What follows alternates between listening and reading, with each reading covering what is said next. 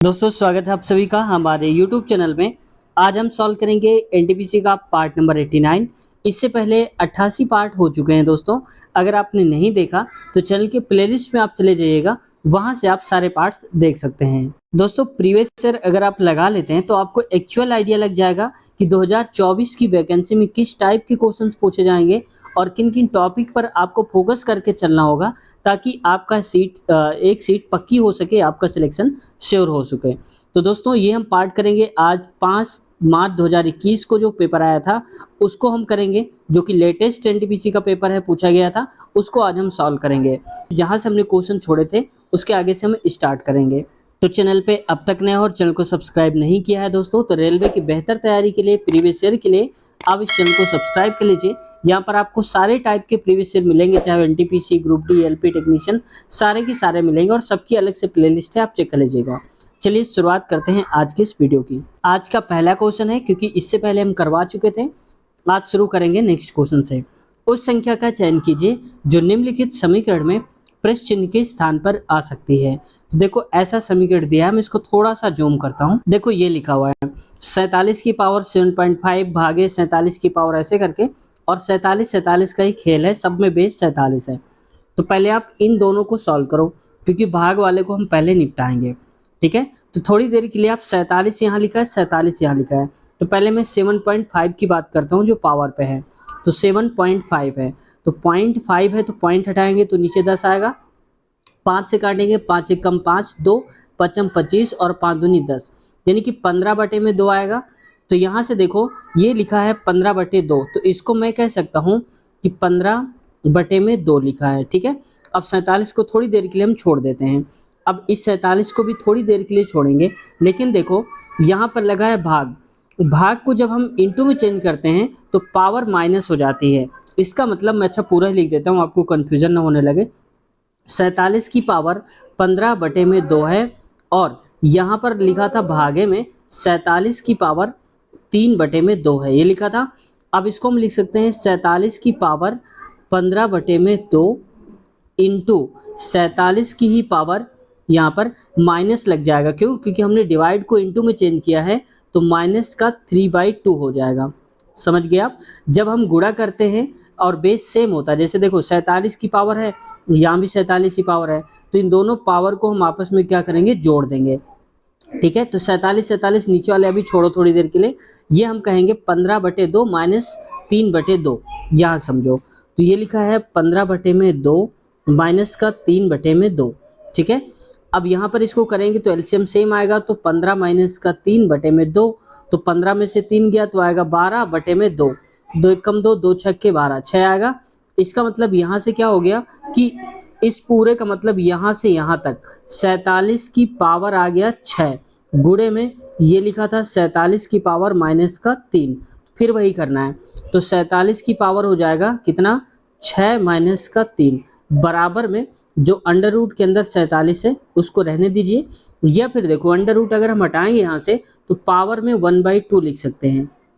ठीक है, अब देखो यहाँ से 6 में से 3 गया तो बचेगा कितना, 47 की पावर बचेगा 3, बराबर 47 की पावर हो जाएगा 1/2। समझ गए? तो चाहो तो आप इसको x मान सकते थे, यहाँ पर x कर सकते थे तो भी आ जाएगा। अब देखो 47 सेम है, तो कंपेयर कराएंगे तो 3 = x/2 आ जाएगा। तो पूरा का पूरा मैं यहाँ से लिख देता हूँ इस जगह पर, 3 = x/2। अब मल्टीप्लाई क्रॉस कराएंगे तो x की बराबर 3 दूनी 6, तो 6 आ जाएगा।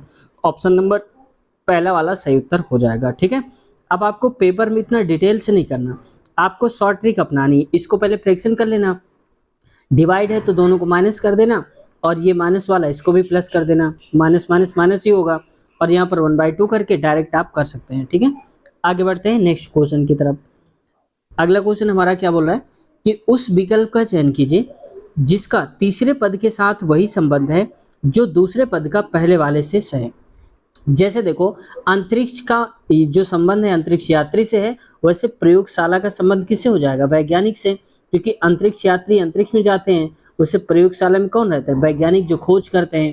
भाई अंतरिक्ष यात्री अंतरिक्ष में क्यों जाते हैं, खोज करने के लिए, वैसे प्रयोगशाला में प्रयोग करने के लिए कौन जाते हैं, वैज्ञानिक जाते हैं। आगे बढ़ते हैं, अगला क्वेश्चन है देखो, कथन निष्कर्ष, और ये बहुत बार पूछा जाता है, कथन निष्कर्ष बार बार पूछा गया था। क्वेश्चन है, क्या भारत में हॉलीवुड फिल्मों पर प्रतिबंध लगाया जाना चाहिए क्योंकि वे भारत के बच्चों और युवाओं के मूल्यों को भ्रष्ट करते हैं? यानी कि इसलिए हॉलीवुड की फिल्मों पर हम प्रतिबंध लगा दें क्योंकि वो भारत के जितने भी बच्चे हैं व युवा हैं उनके मूल्यों को भ्रष्ट करते हैं, इसलिए बंद कराएं। तर्क क्या कह रहा है? तर्क कह रहा है नहीं। नहीं का मतलब है कि फिल्में बंद नहीं कराना है। क्यों नहीं कराना है? वे उन्हें विभिन्न संस्कृतियों और विभिन्न मूल्यों से परिचित कराते हैं। तो भाई अगर वो परिचित कराते हैं तो ठीक है, नहीं बंद कराएंगे। दूसरा कह रहा है हाँ। हाँ का मतलब है कि बंद करा देना चाहिए। ऐसा क्यों? क्योंकि हॉलीवुड की फिल्में बॉलीवुड फिल्मों के दर्शकों की संख्या को कम करती हैं। अब देखो ये तो पूरी तरह से तर्क गलत हो गया कि उनकी, जैसे देखो कि कह रहे हैं कि हॉलीवुड की जो मूवी है उसको ज़्यादा लोग देख रहे हैं, बॉलीवुड की फिल्में कमज़ोर हो रही इसलिए हॉलीवुड को बंद कर दो, ऐसा नहीं है। तो ये तो तर्क गलत हो गया ना। अब बॉलीवुड वाले में कोई कमी होगी इस वजह से बॉलीवुड कम देख रहे हैं लोग, हॉलीवुड ज़्यादा देख रहे हैं, तो ऐसा भी तो हो सकता है। तो ये तर्क गलत है। तो ऑप्शन नंबर क्या हो जाएगा इसका? केवल तर्क पहला पुष्टि करता है, ऑप्शन सी हो जाएगा इसका चौथा। ठीक है, लेकिन मुझे इसमें डाउट है, मेरे हिसाब से इसमें तो कोई सा भी नहीं होना चाहिए था क्योंकि यहाँ पर मूल्यों और संस्कृति की बात करी गई है, यहाँ पर ऐसा नहीं दिया है। ठीक है, आप बताना आपके हिसाब से क्या हो सकता है इसका आंसर। आगे देखते हैं। नेक्स्ट क्वेश्चन है, यदि एक घन की प्रत्येक भुजा की लंबाई दोगुनी कर दी जाए तो इसका आयतन मूल आयतन से डैश हो जाएगा, यानी कि कितने गुना हो जाएगा? तो आप बताओ। अगर मान लो कि अभी कहीं पर भी क्या है कि x है और यहाँ पर क्या हो जाएगा 2x, हम कर दें, दोगुना ही तो करना है। अब घन की भुजा है, मान लो भुजा ये पहले वाले घन की है, ये दूसरे वाली भुजा है। आयतन, तो घन का आयतन क्या होता है? भुजा क्यूब, यानी कि x का क्यूब करेंगे, और दूसरे वाले में इसकी भुजा अब हो गई है तो 2x का क्यूब करेंगे। तो आप बताओ, ये हो जाएगा x का क्यूब और ये हो जाएगा 2 दूनी 4 दूनी 8, यानी कि 8x क्यूब हो जाएगा। इसको मैं क्यूब करता हूँ, 8x क्यूब। आप कंपेयर करिए x क्यूब से x क्यूब को, तो 1:8 आएगा। इसका मतलब अब उसका क्या हो जाएगा? 8 गुना हो जाएगा। तो पहले 1 था, अब 8 गुना हो गया। तो ऑप्शन नंबर इसका तीसरा वाला करेक्ट आंसर हो जाएगा। ठीक है, बस यही पूछा गया था। आगे बढ़ते हैं। नेक्स्ट क्वेश्चन है, चुनाव के समय राजनीतिक पार्टियों और उम्मीदवारों द्वारा नियमों और दिशा निर्देशों के एक सेट का पालन किया जाता है, इसे डैश कहा जाता है। डैश क्या होता है? आचार संहिता। यानी कि चुनाव के समय जितनी भी राजनीतिक पार्टियां होती हैं या उम्मीदवार होते हैं उन सब पर नियम कानून जो हैं सबके लिए बराबर हो जाते हैं, आम जनता के लिए भी और उनके लिए भी। तो वो कब होता है? तो आचार संहिता के पीरियड पे कोड ऑफ कंडक्ट जब लागू होता है तो ये कहा जाता है चुनाव से कुछ समय पहले ये लागू हो जाता है, जैसे चुनाव की घोषणा होती है उसमें लागू हो जाता है। अब आपको ये बताना है कि इस साल यानी कि 2024 में लोकसभा इलेक्शन का रिजल्ट किस दिन आया था, ये आपको बताना है। देखते हैं कितने लोगों को पता है या फिर भूल गए आप लोग। ठीक है, आगे बढ़ते हैं। नेक्स्ट क्वेश्चन है, उस संख्या का चयन करें जो निम्नलिखित श्रेणी में प्रश्नवाचक चिन्ह के स्थान पर आ सकती है। क्वेश्चन मार्क के स्थान पर क्या आएगा? थोड़ा सा मैं जूम करता हूँ, ऐसे देखो आप। अब देखो 5 से हो गया है 13, तो कैसे हुआ होगा? मैं यहाँ पर लिख देता हूँ थोड़ा बड़ा सा, 5 13 29 और यहाँ पर डैश है। तो 5 का अगर आप दोगुना करेंगे तो कितना हो जाएगा? 10 हो जाएगा, और उसी 10 में 3 जोड़ेंगे तो कितना आ जाएगा? 13 आ जाएगा। ठीक वैसे ही 13 का अगर हम दोगुना करते हैं तो 13 गुणे में 2 और प्लस का 3 करिए तो 13 दूनी 26 प्लस का 3 हो जाएगा कितना? 29 हो जाएगा। तो ठीक उसी प्रकार से हम समझ जाएंगे कि यहाँ पर इंटू 2 प्लस 3 किया गया है। तो वैसे देखो 29 लिखा है, तो इसको मैं थोड़ा सा इरेज करता हूँ 29 वाले को, फिर इसमें लिखते हैं। तो यहाँ पर देखो लिखा था 29, तो 29 इंटू में 3, 29 इंटू 2 करिए, यहाँ पर 2 प्लस का 3, तो देखिए 2 नाम 18, 2 दूनी 4 1 5, 58 प्लस का 3 हो जाएगा। 58 3 कितना होता है? 61 होता है। तो यहाँ पर क्या आएगा? 61 आएगा। तो क्वेश्चन मार्क की जगह पर भी 61 आएगा। ऑप्शन में आप देख सकते हैं चौथा नंबर हमारा करेक्ट आंसर दिया गया है। अगला है, दिए गए कथनों और निष्कर्षों को ध्यानपूर्वक पढ़ें और बताएं कि कौन से निष्कर्ष तार्किक रूप से कथनों का पालन करते हैं, और कथन हमारा ये दे के रखा है। ठीक है, देखते हैं सबसे पहले कथन कौन कह रहा है। और कथन दिया है, कथन में है मेरी कक्षा की सभी लड़कियां अच्छी नर्तकियां हैं। यानी कि कह रहा है कि मेरी कक्षा में जितनी भी लड़कियां पढ़ती हैं सभी अच्छी नर्तकियां हैं। ठीक है, अब कह रहा है सभी अच्छे नर्तक नर्तकियां कलाबाज होते हैं, यानी कि जितने भी नर्तक हैं या नर्तकियां होती हैं सारी की सारी कलाबाज होती है। लेकिन याद रहे कि इसकी कक्षा में लड़कियों की बात हो रही है, नर्तकियां हैं जो, ठीक है। अगला कह रहा है मेरी कक्षा के कुछ लड़के कलाबाज हैं, तो इसकी कक्षा के कुछ लड़के कलाबाज हैं जबकि सभी लड़कियां नर्तकियां हैं, ये बोला जा रहा है। अब आते हैं निष्कर्ष क्या कह रहा है, यही समय सब कुछ मान के चलना है। निष्कर्ष में कह रहा है मेरी कक्षा के कुछ लड़के अच्छे नर्तक हैं, तो मेरी कक्षा के, तो ये कह रहा है मेरी कक्षा के सभी लड़कियां, कुछ लड़के कलाबाज हैं, तो नर्तक नर्तकियां कलाबाज हैं। यहाँ पर कह दिया कुछ लड़के जो हैं अच्छे नर्तक हैं। देखो यहाँ पर कह रहा है कुछ लड़के अच्छे नर्तक हैं, तो यहाँ पर क्या कह रहा है नर्तक हैं, लेकिन यहाँ पर कुछ लड़की कलाबाज की बात करी गई है, तो अच्छे जो नर्तक है वही कलाबाज हैं, तो यहाँ पर सिर्फ कलाबाज की बात है, इसलिए गलत हो जाएगा। दूसरा कह रहा है मेरी कक्षा के सभी कलाबाज अच्छे नर्तक नर्तकियां हैं, तो जितने भी उसकी कक्षा में सभी कलाबाज हैं वो अच्छे नर्तक हैं और नर्तकियां हैं। यहाँ से देखो, जबकि यहाँ पर कह रहा था मेरी कक्षा की सभी जो लड़कियां हैं अच्छी नर्तकियां हैं, ठीक है, और यहाँ पर सभी अच्छे कर रहा है, मेरी कक्षा की बात नहीं कर रहा, तो ये भी गलत हो जाएगा। क्यों? क्योंकि यहाँ कथन में तो उसने लड़कियों की बात करी है ना कि नर्तकियां हैं, और यहाँ पर बोल दिया कि सभी जो कलाबाज हैं अच्छे नर्तक और नर्तकियां हैं, लेकिन किसके? मेरी कक्षा के। यहाँ नर्तक नर्तकी तो बोला गया है, लेकिन अपनी कक्षा की बात नहीं करी उसने। अगला कह रहा है तीसरा मेरी कक्षा की सभी लड़कियां कलाबाज हैं। हाँ, ये हो सकता है। क्यों? सभी लड़कियां नर्तकियां हैं और सभी अच्छे नर्तक नर्तकियां क्या हैं? कलाबाज हैं। तो ये हो सकता है कि ये वाला सही हो जाएगा, तीसरा वाला। तो ऑप्शन नंबर तीसरा करेक्ट हो जाएगा। यहाँ से आप देख सकते हैं निष्कर्ष तीसरा पालन करता है। आगे बढ़ते हैं नेक्स्ट क्वेश्चन पे। अब देखो इस पे लिखा है 45, 76, 32, 58, 16, 27, 64 और 35 की माध्यिका ज्ञात करना है। अब माध्यिका अगर ज्ञात करेंगे तो सबसे पहले आप एक फार्मूला मैं आपको बताता हूँ। जितने भी आप फार्मूला n+1 लगाते हैं तो सारा के सारा आप छोड़ो, आप सीधा मेथड लगाओ, कोई सा भी माध्यिका आ जाए आप आसानी से उसको कर पाओगे। कैसे कर पाओगे? तो देखो सबसे पहले आप देख लो कि टोटल हैं कितने नंबर, तो 1 2 3 4 5 6 7 और 8 हैं। 8 हैं, तो 8 में से आप एक काम करो, पहले सबको आप चाहे तो एक साथ लगा लो। अगर इतना भी टाइम नहीं है आपके पास कि आरोही क्रम में सबको लिख लो तो लिख सकते हो, फिर उसकी भी मैं ट्रिक बताऊंगा। अगर आप नहीं भी लिख सकते हैं, टाइम लग रहा है, तो भी उसकी ट्रिक बताऊंगा, लेकिन पहले आरोही क्रम में रखो। सबसे छोटा नंबर क्या है इसमें से? 16, तो हम लिखेंगे 16। 16 के बाद बड़ा कौन सा है? तो ये है यहाँ पर 32 है, 32 है क्योंकि इससे छोटा तो कुछ दिख नहीं रहा। 27 है, तो यहाँ पर हो जाएगा 27। 27 के बाद क्या आएगा? 32 आएगा, तो 32 हो जाएगा। फिर आएगा 35 हो जाएगा, फिर यहाँ पर 32 हो गया, 35 हो गया और 27 हो गया है। तो इसके बाद आ जाएगा यहाँ पर 45, तो लिखेंगे यहाँ पर 45। फिर आएगा इसके बाद 58, तो लिखेंगे 58, तो ये 58 हो गया। फिर बचा 76 और 64, तो अब की बार आएगा 64, फिर आएगा यहाँ पर 76। अब आप गिन लीजिए कितने हैं, 1 2 3 4 5 6 7 और 8, यहाँ भी 8 थे, 3 3 6 2 8, ठीक है। अब अगर आपने आरोही क्रम में रख लिया तो फायदा क्या होगा कि आरोही क्रम में रखने का फायदा ये होगा कि आप टोटल 8 हैं तो बराबर बराबर आप निकालो, 3 यहाँ से हटा दो और 3 आगे से हटा दो, 3 पीछे से, 2 ये हटे 2 ये हटे, कितने बचे लास्ट में? 2 बच गए। तो जो भी 2 बच गए इन दोनों को आप जोड़ के आधा कर दो, आंसर आ जाएगा। जैसे 45, तो मैं करता हूँ 35 प्लस का 45, तो ये हो जाएगा 5 5 10 4 3 7 80, और 80 का आधा करेंगे तो कितना आएगा? 40 आएगा। सही उत्तर हमारा हो जाएगा 40, ऑप्शन नंबर तीसरा वाला। समझ गए आप? लेकिन इसका दूसरा तरीका क्या है जो मैंने बताया था आपको, क्या है कि आरोही क्रम में अगर आप नहीं रखना चाहते हैं तो आप एक थोड़ा सा आपको प्रैक्टिस करना पड़ेगा। कैसे? सबसे छोटा नंबर आप डायरेक्ट यहीं से ढूंढ लो, कि छोटे छोटे आप हटा दो। जैसे 16 हटा दिया, इसके बाद 32 हटा दिया, 27 हटा दिया, ठीक है, और कौन सा बचेगा? इसके बाद 35 हटा दिया, ठीक है। इसके बाद क्या बचेगा? ये 3 डिजिट बचे, 4 बचेंगे, तो 3 यहाँ से हटा दीजिए। ऐसे करके आप चेक कर लेना, ठीक है। जो बचेंगे उनका आधा कर देना। अगर देखो क्या होता है, जैसे मैंने हम 3 यहाँ से हटाए, यहाँ 2 बचे हैं तो आधा किया, अगर एक ही बचता तो वही हमारा आंसर हो जाता, आधा फिर ना करता, ठीक है। ये चीज़ याद रखना। आगे बढ़ते हैं। निम्नलिखित में से कौन सा स्थल बौद्धों के तीर्थ स्थलों में से नहीं है? तो तीर्थ स्थलों में से कौन सा नहीं है? तो जो ग्वालियर है दोस्तों, ये तीर्थ स्थलों में नहीं आता है।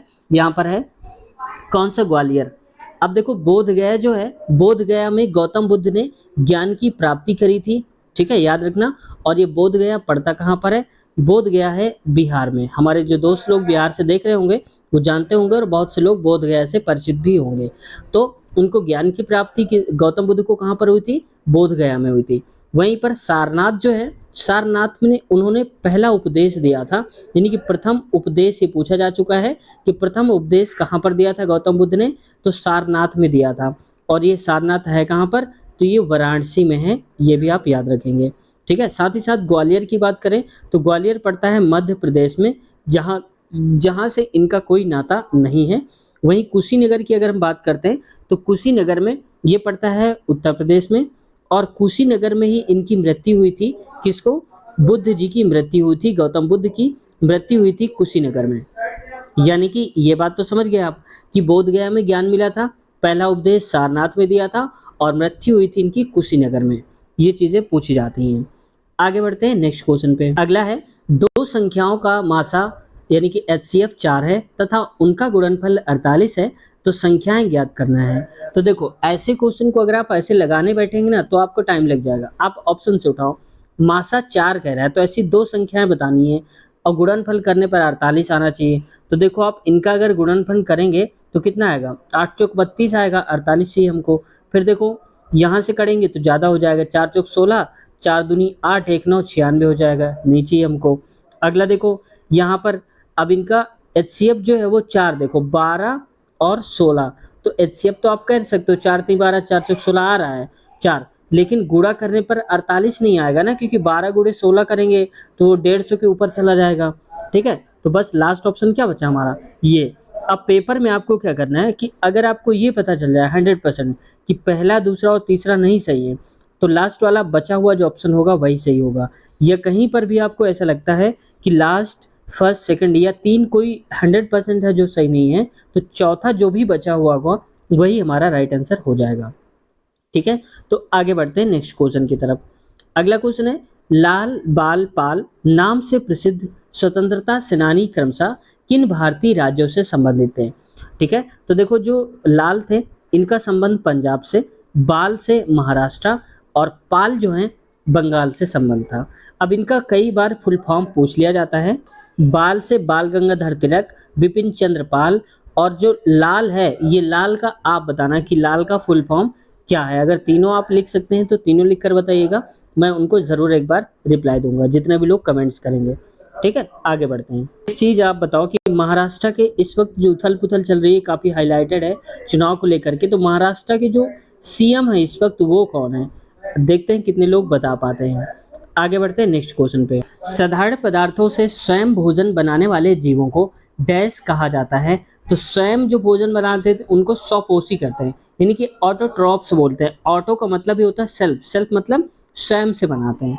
वहीं मृतपोषी अगर हम बात करते हैं तो मृतपोषी जो सड़े गले चीज़ों से अपना भोजन ग्रहण करते हैं, भोजन करते हैं, उनको मृतपोषी करते हैं। ठीक है, वहीं पर परपोषी, परपोषी का मतलब होता है जो हेटेरोट्रॉप्स, जो दूसरों पर डिपेंड होते हैं, वो सारे के सारे क्या कहलाते हैं? परपोषी। जो अन्य जीवों पर, पेड़ पौधों पर निर्भर होते हैं वो परपोषी होते हैं। ठीक है, अब देखो, अगला है, प्राणी समभोजी जीव किसी न किसी जीव का शिकार करते हैं और उन जीवों से और या फिर खाने वाली चीज़ों से अपने पदार्थों का भरण पोषण करते हैं, उनको हम बोलते हैं। ठीक है, तो ये सारी की सारी जो चीज़ें होती हैं उनको हम बोलते हैं प्राणी समभोजी जीव होते हैं। तो जो भी अन्य जीवों से प्राप्त करते हैं अपने भोजन को, वो होते हैं प्राणी समभोजी, यानी कि यहाँ पर हम कहते हैं होलोजोइक ऑर्गेनिज्म बोलते हैं उनको। ठीक है, तो चारों ही ऑप्शन समझ गए होंगे, और आपको बताना है कि जो मानव होता है वो इन चारों में से किस में आता है, किससे संबंध रखता है और किस पे डिपेंड होता है। अगला है क्वेश्चन, निम्नलिखित में से कौन सा सुपर कंप्यूटर नहीं है? तो देखो, जो PDA होता है वो एक सुपर कंप्यूटर नहीं है, जबकि एका, परम और क्रे 3, तो क्रे 3 देखो पूछा जा चुका है एक बार ग्रुप D के पेपर में, ये आया है, अगर आपने सेट लगाया होगा तो आपको मिला भी होगा। क्रे 3 ग्रुप D में पूछा गया था, और यही वैकेंसी जो 2019 का नोटिफिकेशन था इसमें पूछा गया था, क्रे 3 से संबंधित। ठीक है, उसमें पूछा गया था कि सुपर कंप्यूटर इनमें से कौन सा है, और एक अलग अलग दिए गए थे। एक दिया गया था क्रे 3 जो कि सुपर कंप्यूटर है, ऐसा करके दिया गया था। आगे बढ़ते हैं नेक्स्ट क्वेश्चन पे। निम्नलिखित में से कौन सा एक जीवाणु जनित रोग है? तो जीवाणु जनित का मतलब है जो जीवाणुओं से होता है, बैक्टीरिया से होता है, वो क्या है, डिप्थीरिया रोग होता है। डिप्थीरिया क्या होता है, ये बैक्टीरिया से फैलने वाला होता है। और ये क्या होता है कि जैसे कोई दूषित कपड़ा है या कोई भी दूषित पदार्थ है, उन चीज़ों को खा लेते हैं जिसमें वो बैक्टीरिया होता है, इसकी वजह से हम भी संक्रमित हो जाते हैं, ठीक है। तो ये इसका कारण बनता है। वहीं पर देखो, ये जो कंठमाला होती है, तो कंठमाला ये वायरस से फैलने वाली बीमारी है। किससे फैलती है, वायरस से। वहीं पर ये कैसे फैलता है, हवा में जैसे पार्टिकल्स, जैसे मान लो कोई छींक रहा है, छींक आने पर उसके जो पार्टिकल्स हैं, कोई भी संक्रमित है व्यक्ति, उसने छींक दिया, तो उसमें जो भी ड्रॉपलेट्स होते हैं वो अगर हमारी श्वास तक पहुंच जाते हैं और अंदर चले जाते हैं हवा के द्वारा या छींक के द्वारा, तो भी हम उससे संक्रमित हो जाते हैं। वहीं जो खसरा है, ये भी एक वायरस से फैलने वाली बीमारी होती है।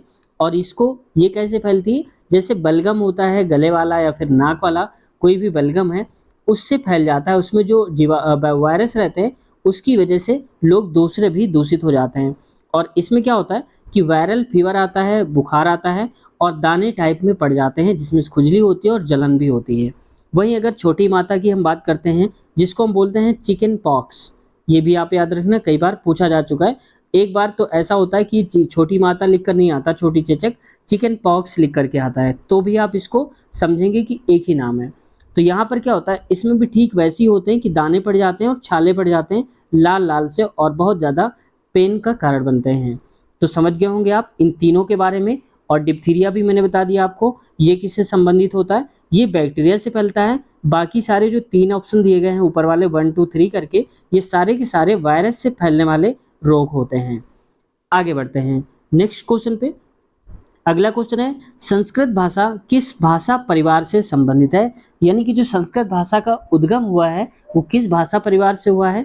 तो ये भारतीय यूरोपीय जो परिवार है उनसे इनका उद्गम हुआ है संस्कृत भाषा का, ठीक है।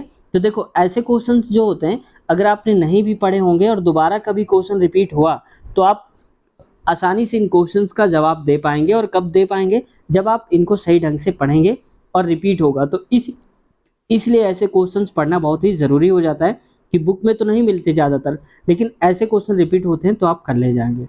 आगे बढ़ते हैं नेक्स्ट क्वेश्चन में। इसमें है, एक विशिष्ट कूट भाषा में राम वर्क हेयर को ह्यूज टॉयो टियारी के तौर पर लिखा जाता है, तो सिंपा स्टडी करके ऐसे ऐसे दिया है। तो देखो, जब कभी ऐसा आ जाए तो आप सीधा सीधा ये समझा करो कि इसमें से कौन सा कॉमन है। जैसे देखो, हमें बताना क्या है, राम देयर, तो सबसे पहले राम की बात करते हैं। तो यहाँ पर राम वर्ड कॉमन है, तो यहाँ पर कुछ होगा इन तीनों में राम का कोड। अब आप कहीं पर और देखो कि कहीं पर कुछ ऐसा वर्ड है क्या जो इसमें से कॉमन मिल रहा हो। तो जैसे देखो, राम यहाँ पर लिखा, राम स्टडी हियर, ठीक है। हियर यहाँ पर देयर था, तो राम राम दो बार आया है। यहाँ पर भी कोई वर्ड मैच हो रहा होगा, तो आ रहा है क्या, ह्यूज। इसका मतलब राम ह्यूज, यहाँ पर राम और ह्यूज, तो हम बोलेंगे कि जो राम है उसका मतलब हो जाएगा यहाँ पर ह्यूज लिखा हुआ है। अगला देखो, यहाँ पर हमें बताना था किसका, राम का, तो राम का तो हो गया ह्यूज। तो यहाँ से देखो ये तो फिक्स है कि ह्यूज स्टार्टिंग में आएगा। अब यहाँ पर राम देयर है, तो ये दोनों ऑप्शन तो हमारे कट गए यहीं से भी, ठीक है। अब लास्ट वाले अगर आप नहीं भी कर पाएंगे तो इन दोनों में कोई एक कर सकते हैं। अब देखो यहाँ पर हमें देयर का मतलब पाना है, ठीक है। तो राम का ह्यूज हो गया, आप याद रखना, ठीक है, या मैं लिख देता हूँ, आप भूल ना जाओ कहीं पर। तो राम, राम का क्या हो गया, ह्यूज हो गया। वहीं देखो, यहाँ पर देयर है, तो देयर तो यहाँ पर लिखा है, और कहीं पर देयर लिखा है तो पहले ढूंढते हैं उसको। तो कहाँ पर लिखा है देयर, तो ये लिखा है सिंपा स्टडी देयर लिखा है। तो आप कहेंगे कि जो देयर का कोड होगा, वो देयर का कोड इन दोनों में से, और यहाँ पर क्या कॉमन है, तो आप कहेंगे टीआरई कॉमन है। तो देखो, टीआरई इस पे भी आ रहा है और टीआरई इस पे भी आ रहा है, तो इसका मतलब देयर का मतलब क्या हो गया, टीआरई हो गया। तो बस यहाँ पर आएगा ह्यूज टीआरई, यानी कि राम देयर का मतलब हो जाएगा ह्यूज टीआरई। तो देखो, ह्यूज टीआरई लिखा है। अब मान लो थोड़ी देर के लिए कि अगर ह्यूज टीआरई यहाँ भी होता और यहाँ भी होता तो हम क्या करते, तो फिर हमें आगे वाले भी चेक करना पड़ता। लेकिन इस कंडीशन में जब आप पेपर में बैठे होंगे, ऐसा कभी क्वेश्चन आ रहा है तो हम यहीं से टिक करेंगे, फिर इनको हम मैच नहीं करेंगे, क्योंकि इनको मैच करने का मतलब है कि टाइम वेस्ट कर रहे हैं, क्योंकि यहाँ से कोई फर्क नहीं पड़ेगा। जब यहीं से ही डिफरेंस हमें मिलने लगा तो बस यही सही उत्तर हमारा हो जाएगा, ठीक है। Which of the following is not a major drawback of nuclear power generation, तो कौन सा इसका न्यूक्लियर पावर जनरेशन का ड्रॉबैक नहीं है। तो ये कौन सा हो जाएगा, इलेक्ट्रिसिटी जनरेशन वाला, ठीक है।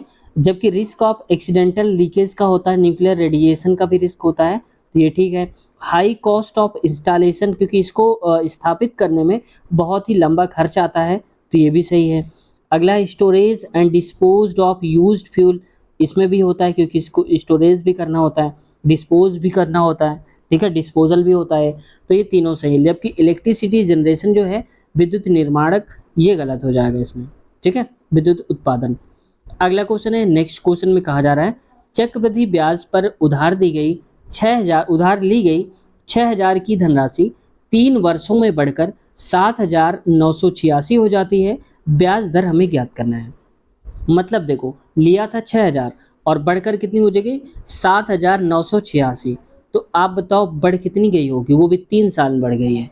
तो बस आप ये कर लो, हमारे पास फार्मूला होता है amount equal P1 plus R/100 हो जाएगा, और पावर में n या फिर t कह सकते हो आप, ठीक है। बताते हैं इसको, तो ये है 7, तो आप लिख दो 79 और 7986 बराबर में P मतलब 6000 है, तो आप 6000 लिख दीजिए। 1 प्लस R क्या है, तो हमें रेट ही बताना है, ये पता नहीं, तो R लिखिए और डिवाइड, यहाँ पर क्या आएगा 3 साल है तो 3 लिख दीजिए, ठीक है। अब इसको आप नीचे लिखिए 7986 और नीचे आएगा 630 लगा दीजिए। अब ये 6 से कट रहा है तो इसको काट दीजिए, से कट जाएगा, तो पहले ये भी नोट करिए 1 प्लस R इंटू 100 आएगा और नीचे इंटू में 3। यहाँ पर देखो 6 से कटेगा, 6 कम 6, यहाँ से भी 6 कम 6, 6 त्रिक 18, 6 त्रिक 18 और 1 बटे में बचेगा 1000 बराबर में 1 प्लस R की पावर 100 आएगा। अब देखो ये पावर में यहाँ पर 3 लिखा हुआ था पहले से, ठीक है, याद रखना आप। तो देखो इसको भी हम लिख सकते हैं 3 की पावर, कैसे लिख सकते हैं, ये होता है 11 का क्यूब 1331, तो यहाँ पर मैं लिख देता हूँ 11 बटे में 10, ये क्यूब में बन जाएगा पूरा, और बराबर में हो जाएगा 1 प्लस R की पावर 100, और ये हो जाएगा यहाँ पर 3, ठीक है। अब देखो क्यूब से क्यूब का कंपेयर करेंगे तो ये कट जाएगा, तो ये बचेगा 11 बटे 10 बराबर 1 प्लस R बटे में 100 आएगा। यहाँ से मैं लिख देता हूँ 11 बटे में 10, ये थोड़ा आगे है, बराबर में 1 प्लस R अपान में 100 लिखा हुआ है, ठीक है। अब इसको आप इधर भेजिए तो हो जाएगा 11 बटे में 10 माइनस का 1 और बराबर में R बटे में 100 हो जाएगा, नीचे 1 लिखिए, तो 11 में से 10 तो 1 बटे 10 आएगा, तो यहाँ पर हम टोटल लिखना पड़ेगा हमको, मैं इरेज कर देता हूँ, वैसे तो इतनी चीज़ को इरेज करता हूँ। तो देखो मान लो इसको हमने यहाँ से यहाँ उठाकर यहाँ लिख दिया, तो ये कितना हो जाएगा, ये हो जाएगा 11 बटे में 10, इतना लिख लीजिए, बराबर में ये माइनस का 1 है, 1 बटे में 1 बराबर में आ जाएगा R बटे में 100, ठीक है। तो ये हो जाएगा 11 माइनस का 10 और बटे में आ जाएगा 10 बराबर में R/100, ये 0 0 कट जाएगा, ऊपर बचेगा 1 बटे में 1 बचेगा बराबर में R/ बचेगा 100, ठीक है। R/10 है क्योंकि 0 0 कट गया, इसको आप इधर भेज दीजिए, तो ये कितना आ जाएगा, R बराबर 10 हो जाएगा, तो R की वैल्यू क्या आ जाएगी, 10 आ जाएगी, तो 10% होगा, तो ऑप्शन नंबर लिखा है हमारा चौथा वाला करेक्ट आंसर हो जाएगा, 10% लिखा हुआ है ये वाला, ठीक है। दोस्तों आज की वीडियो हम यहीं तक रखते हैं और इसके आगे वाले क्वेश्चंस कवर करेंगे हम नेक्स्ट पार्ट में। आप देख पा रहे होंगे ये सारे के सारे जो क्वेश्चंस हैं हम नेक्स्ट पार्ट में लेंगे, और अगले पार्ट की लिंक आपको इसी वीडियो के नीचे मिल जाएगी। जिस वीडियो को आप देख रहे हैं इसी के नीचे आप क्लिक करिएगा डिस्क्रिप्शन में, वहाँ पर लिखा होगा अगला पार्ट, तो उस पर क्लिक करके अगला पार्ट आपको मिल जाएगा, या फिर कमेंट सेशन में मैं पिन कर दूंगा लिंक इसके अगले पार्ट की, वहाँ से भी आप देख सकते हैं। दोस्तों अगर आप सारे पार्ट्स देखना चाहते हैं 1 से लेकर के लास्ट तक के जितने भी हमने 88 पार्ट्स करवा दिए हैं, तो आप प्लेलिस्ट में जाइए, हमने अलग अलग प्लेलिस्ट बना दिया है, LP technician, group D, NTPC, सारी की सारी अलग अलग प्लेलिस्ट है, और सबके क्वेश्चन पेपर प्रीवियस ईयर हमने करवाए हैं और अभी भी लगातार हम करा भी रहे हैं, तो उनके आप आसानी से देख सकते हैं प्लेलिस्ट में जाके। साथ ही साथ अगर रेलवे इंटरव्यूज़ भी देखना चाहते हैं तो भी उसका भी अलग से प्लेलिस्ट आपको मिल जाएगी, वहाँ से आप देख सकते हैं। या फिर अगर आप प्लेलिस्ट तक नहीं पहुँच पाते हैं तो इसी वीडियो के नीचे जिस वीडियो को आप देख रहे हैं तो सभी की एक एक लिंक आपको मिल जाएगी, LP technician, railway group D और एनटीपीसी, रेलवे इंटरव्यू, तो सारी प्लेलिस्ट एक एक आपको लिंक मिल जाएंगी वीडियोज़ की, वहाँ से आप क्लिक करके वहाँ तक पहुँच सकते हैं। दोस्तों कैसे लगी वीडियो कमेंट सेक्शन में ज़रूर बताइएगा। चैनल से कुछ सीखने को मिला हो और आगे भी आप तैयारी जारी रखना चाहते हैं तो चैनल को सब्सक्राइब कर लीजिए, क्योंकि इस चैनल से आपको सारे के सारे प्रीवियस ईयर मिलने वाले हैं जितने भी रेलवे में पूछे जा चुके हैं। तो कोई क्वेश्चन है, कुछ पूछना है, कहना चाहते हैं तो कमेंट सेशन में कमेंट करिए, हम आपका रिप्लाई देने की पूरी कोशिश करते हैं। मिलते हैं नए वीडियो में, अपना ख्याल रखिए, टेक केयर, बाय बाय।